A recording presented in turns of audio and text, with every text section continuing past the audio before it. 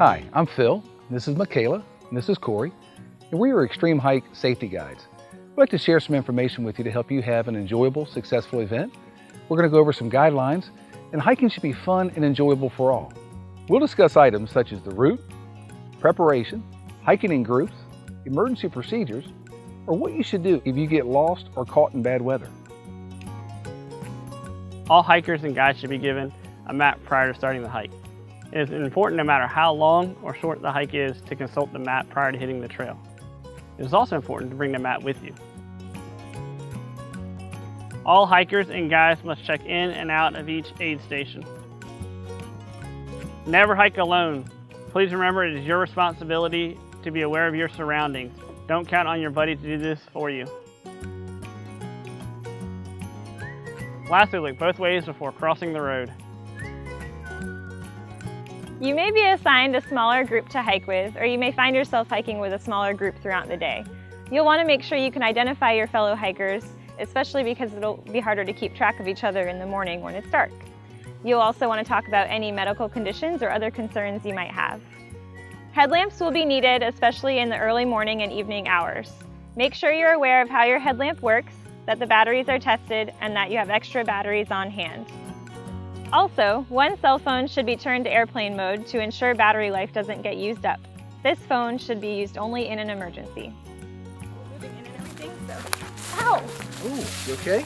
Kinda hurts. Oh my, here, let's have a seat. Have a seat. In the event that a hiker should become injured, it's very important that we stay calm and assess the situation. Remember, this is a fun event that we're trying to enjoy ourselves. And so we want to make sure that we keep everybody around us calm by not overreacting. So take your cell phone out of airplane mode.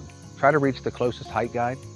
In the event that you're unable to reach the hike guide, make sure that we have one hiker that stays with the injured person, and we'll send a pair of 2 people either to the nearest aid station or to the nearest guide who does have the 2-way radio who can contact emergency personnel.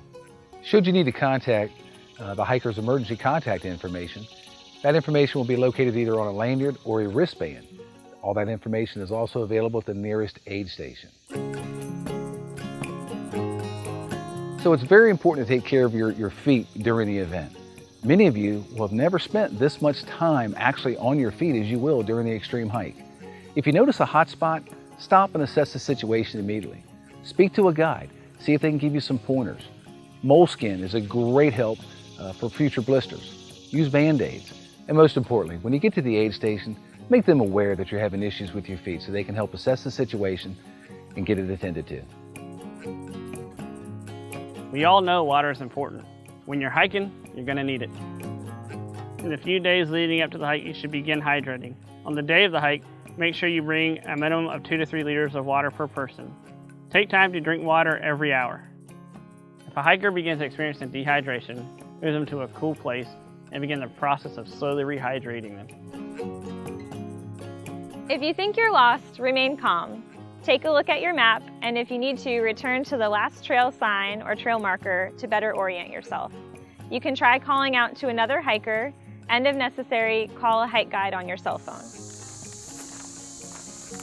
Hey Phil, is that thunder? I think it is, Corey. You guys want to get some space between us? Get 15 or 20 feet between us each? Yeah, Sounds good. absolutely. Yeah? Absolutely. Yeah. Any storm within 5 miles is a danger to you. It is imperative that you take action. Seek shelter and avoid peaks, ridges, towers, open areas, lone trees, gullies, and overhangs.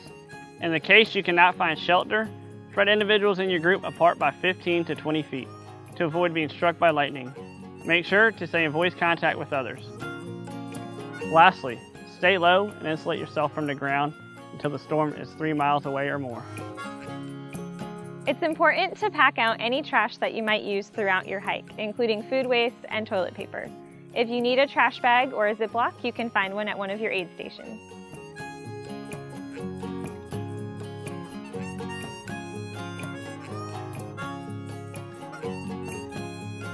Make sure you bring enough food. Did you know that in 12 plus hours of hiking, you're going to burn between 5,000 and 7,000 calories? This is roughly 3 times as much as a runner does during a marathon. So it's very important when you're on the trail, stop and smell the roses. Enjoy the scenery. You want to make sure that every 45 minutes to an hour that you're taking a break, check in on your feet.